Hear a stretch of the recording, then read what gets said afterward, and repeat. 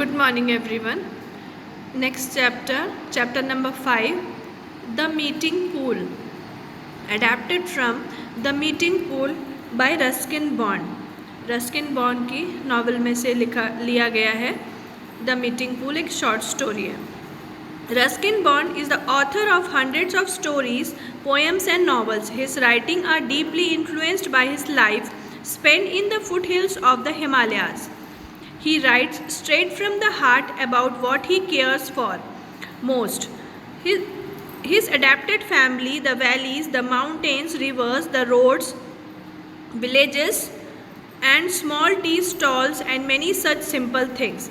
Ruskin bond जो author हैं उनका जो लिखने का तरीका है वो बहुत ही सिंपल है और जो जिससे वो इंस्पायर होते हैं वो हैं फुट हिल्स, मतलब हिमालय से, हिमालय की तलहटी पर रहने वाले लोगों से. और जनरली एडॉप्टेड स्टोरीज़ जो होती हैं वो फैमिलीज़ की होती हैं, उनकी जो उसके आसपास रहती हैं. ये स्टोरी है 3 फ्रेंड्स के बारे में, सोमी, अनिल और रस्टी के बारे में, जो कि प्रॉमिस करते हैं चाइल्डहुड में कि जब हम बड़े हो जाएंगे तब हम वापस एक पूल डिस्कवर करते हैं. वो छोटा सा पानी का पॉन्ड होता है कि हम जब बड़े हो जाएंगे तो हम वापस यहाँ आके मिलेंगे. First paragraph. It was Somi's idea that we should meet at the pool in 10 years time.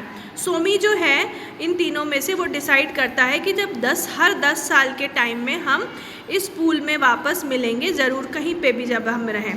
When we are men, he said, we must come back to this place 10 years from today.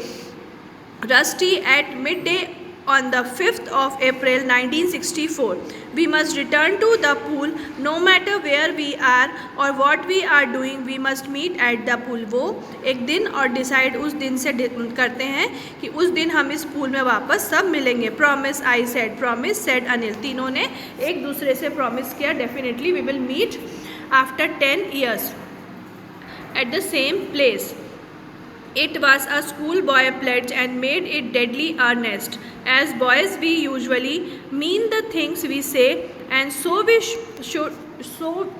we shook hands on it and dived back into the water. उन तीनों ने decide किया, हाथ मिलाए और वापस उस pool में कूद गए.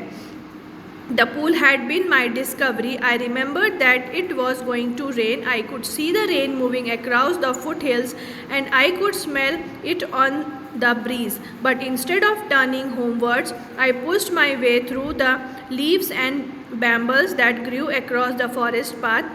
I had heard the murmur of water at the bottom of the hill and I wanted to see the water and touch it. जो ये पूल था, ये डिस्कवर मतलब किसने ढूंढा था? रस्टी ने ये पूल जो ढूंढा था. और उसको ये भी समझ आ रहा था कि अब थोड़ी देर में पानी गिरने वाला है, क्योंकि उसको पानी की आवाज़ दूर से आ रही थी गिरते हुए. पर वो ये देखना चाहता था कि जब इस पूल में झरने जैसा पहाड़ों से पानी जब गिर के आएगा तो वो कैसा दिखेगा, और वो उसको टच करके फील करना चाहता था. Sliding down a rock face into a small ravine, found the stream running over a bed of shingle.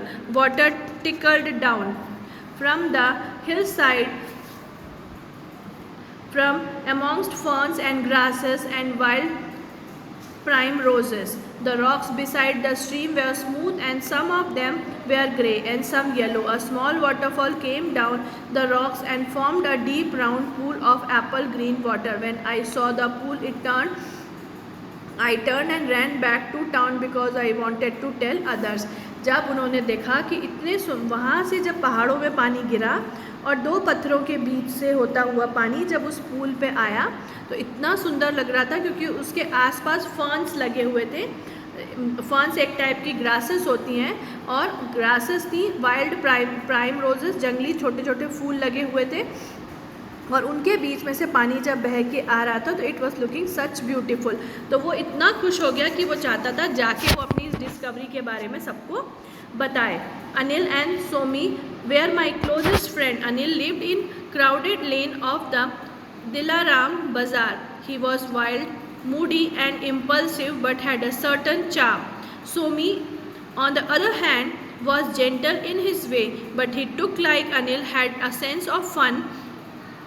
They usually choose to adventures we were to have, and I would just grumble and allow myself to be part of them. अब उसने अपने दोनों friends की nature को describe बताया है यहाँ पे। अनिल और सोमी उसके सबसे क्लोजेस्ट फ्रेंड थे। अनिल कहाँ रहता था? क्राउडेड, मतलब ऐसे जगह जो बहुत भीड़ भाड़ वाला जगह था, दिलाराम बाज़ार। पर वो थोड़ा सा वाइल्ड और मूडी था। मूडी मतलब जब उसका मन होगा तभी वो कुछ काम करेगा, अदरवाइज नहीं। इम्पल्सिव मतलब किसी भी चीज़ को बिना सोचे समझे कर देना, मतलब थोड़ा बहुत ऐसा सोच, मतलब इतना ज़्यादा उसके बारे में डिसाइड नहीं करना, जस्ट गो थ्रू इट वाला उसका हिसाब किताब था। Certain Sammy on the other hand was gentle in his paper. जो दूसरा जो उसका फ्रेंड था सोमी, वो थोड़ा जेंटल था, मतलब हर चीज़ में अच्छा था वो उसके कंपैरेटिवली। और अनिल के पास had a sense of fun, उसके पास हमेशा किसी भी तरीके को कैसे एंजॉय करा जाए उसके पास ऐसे आइडियाज़ हमेशा होते थे। और वो हमेशा चूज़ करता था एडवेंचरस और कुछ ना कुछ ऐसा जिससे कि हम सब मिलके एंजॉय कर पाएँ अच्छे से। But the pool was my discovery and I was proud of it. पर यह पूल उसकी डिस्कवरी थी, इसलिए वो हमेशा इस पर बहुत प्राउड फील करता था। We'll call it Rusty's pool, said Somi, and remember it's a secret pool. No one else must know about it. अब उन लोगों ने बोला कि ये रस्टी का डिस्कवरी थी, इसलिए हमेशा हम इसको रस्टी का ही पूल कहेंगे और ये ध्यान रखेंगे कि इसके बारे में हम किसी को भी ना बताएं, क्योंकि अगर उन्होंने इसके बारे में सब पब्लिक में डिस्कस किया तो यहाँ पे पब्लिक से सब आने लग जाएंगे और फिर इनका ये पर्सनल सीक्रेट प्लेस नहीं रह जाएगा खेलने के लिए, मीटिंग प्लेस उनका। I think it was the pool that brought us together more than anything else. Somi was a beautiful swimmer. He dived off the rock and went gliding about under the water like a long golden fish. और उनका लोगों का ये मानना था कि ये जो पूल था इसने हमारी फ्रेंडशिप को और स्ट्रॉन्ग और हमको और क्लोज ले आया था। और जो इन तीनों में से सोमी था वो एक बहुत ही अच्छा स्विमर था। He dived off the rock and went gliding about under the water. वो डाइव मतलब ये देखिए यहाँ पे पत्थर पे खड़े ऊंची जगह से कूदने को डाइव करना कहते हैं। ये डाइव करता था पत्थर के ऊपर खड़े होके और बहुत अंदर तक पानी में चला आता था ग्लाइडिंग करता हुआ, जैसे कि गोल्ड फिश होती है। Anil's leg and arms were very long and he thrashed about with much vigour but little skill. और अनिल के जो हाथ पैर भी थे वो बहुत लंबे लंबे थे और उसके एनर्जी और एंथुसियाज़म भी बहुत था उसको स्विमिंग को लेकर या कुछ करने को लेके।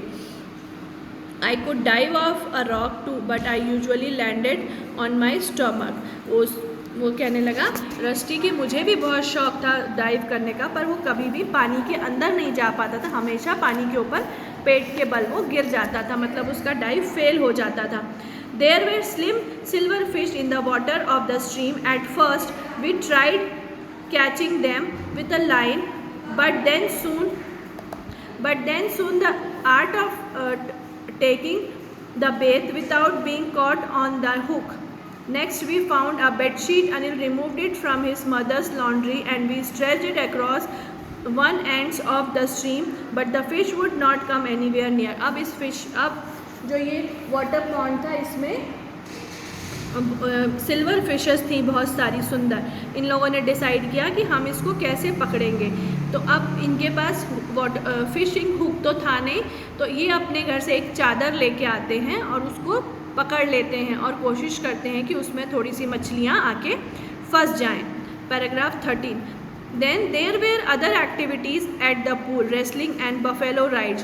We wrestled on a strip of sand that came down to the edge of the water and rode on a couple of buffaloes that sometimes came to drink and wallow in the more muddy part of the stream. और वहाँ जो वो stream था, वो जो water pool था, उसमें और भी बहुत सारी मस्तियाँ ये लोग करते थे। ये क्या करते थे, वहाँ पे जो चिकना हो गया था जो मडी एरिया, उसमें से ये उसको उससे स्ट्राइक करते, मतलब उससे फिसलते हुए उसमें नीचे आके पानी के ऊपर गिरते थे। उसको एक जैसे आपने देखा होगा जो वाटर पार्क होता है उसमें स्लाइड होती है, वैसे वो उस मड को स्लाइड के जैसा यूज़ करते थे।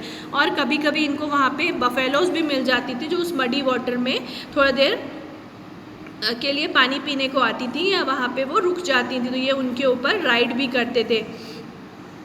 और ऐसे उनका the best way would roll over their back taking us with them into the soft mud. और सबसे ज़्यादा उनको बफेलोज के ऊपर खेलने में और सॉफ्ट मड में उनको खेलने में बहुत मज़ा आता था। It did not, paragraph 14, it did not really matters how muddy we got, but we had only to dive into the pool to wash off the mess। उसके बाद उनको कोई भी चिंता नहीं होती थी, वो कितना भी मिट्टी में खेल लें, कितना ही मडी हो जाए, उनके ऊपर कीचड़ लग जाए, उनको तो बस एक डाइव फिर से उस पूल पे लगानी होती थी और वापस वो सब क्लीन हो जाते थे। I do not remember how we finally broke up, it was hardly noticeable at the time, in spite of our pledge to return to the pool as grown men. We never really believed that we would go different ways, that we would be leaving the pool after about a 7th. Somi passed his matriculation examination and entered a military school. When I saw him about 3 years ago, he had a first and very military mustache.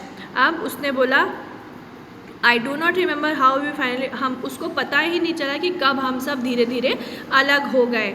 कुछ सालों बाद जो सोमी था उसने उसका matriculation मतलब 10th होने के बाद उसने मिलिट्री स्कूल ज्वाइन कर लिया। और जब रस्टी ने उसको बहुत सालों बाद देखा था तो वो एक बिल्कुल यंग मिलिट्री मैन जैसा लग रहा था, और उसने मुस्टैच मतलब मूछें भी बिल्कुल वैसी ही उसने रख ली थी। Shortly after Somi's left school, Anil and his family went away to Delhi and I did not see them again. उसके बाद सोमी के स्कूल छोड़ने के बाद जो अनिल था उसकी भी फैमिली दिल्ली चली गई और उसके बाद उसने रस्टी ने उनको कभी भी नहीं देखा। And what of the pool and our pledge to come back after 10 years? और हमारे जो दोबारा से मिलने का जो हमारा प्रॉमिस था वो पता नहीं वो कहाँ गुम हो गया। Paragraph 18, in April I happened by chance to be in the same part of the country and I decided that I at least would keep my part of the pledge। उसने कुछ सालों बाद उसको देश के उसी हिस्से में वापस से जाने का मौका मिला, तो उसने सोचा ठीक है मेरे बाकी के फ्रेंड्स नहीं आ सकते पर एटलीस्ट मैं अपनी प्लेज मतलब जो शर्त रखी थी या जो बनाई थी मैं तो उसको पूरा करने के लिए उस पूल पे मैं वापस पहुंचूं। But I could not find the pool, I found the ravine at the bed. उसने बोला कि पर मुझे वहाँ पे ऐसा, जब ये ढूंढने के लिए गया तो उसको वहाँ पे कोई भी ऐसा पूल नहीं मिला।